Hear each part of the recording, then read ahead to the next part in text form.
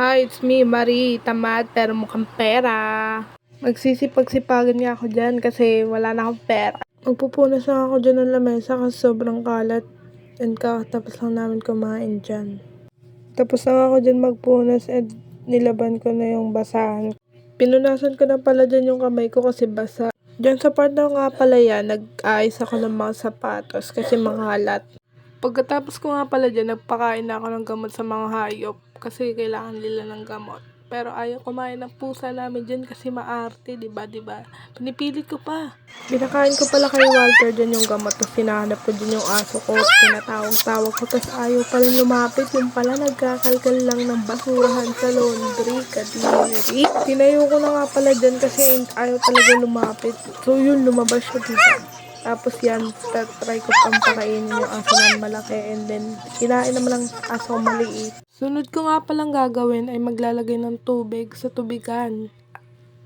Magpapakit pa ako dyan, oh, tingnan mo. Tapos nilipat ko pa yung mga tubig. Pero nasayang lang kasi may nakita akong ipis. Tinapon ko and then binanlawan ko. 'Di ba? Sayang yung tubig. Mineral pa naman yan. Nagpapakit pa siya dyan, oh. Oh, tamo, sumasayaw-sayaw pa. Sobrang dami ko pandaldal kasi kinakausap ako ng boyfriend ko, nakakainis. Umupo na nga pala ako dyan kasi nangangalay na ako kakatayo, 'di ba? Tapos piniplex niya pa yung mga tubigan, no? Dami kong kwento, hindi na lang ako maglagay ng tubig dyan, patagal lang talaga, 'di ba? Yan na, panglawang tubigan na yan, tapos next niya na naman.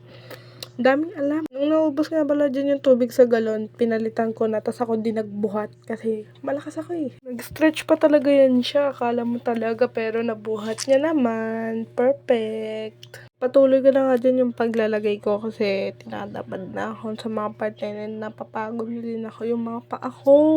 Sobra nang napapagod. Nang matapos na ako, nilagay ko na yung mga tubig sa rep para malamig na siya mamaya. If ever man na uminom kami.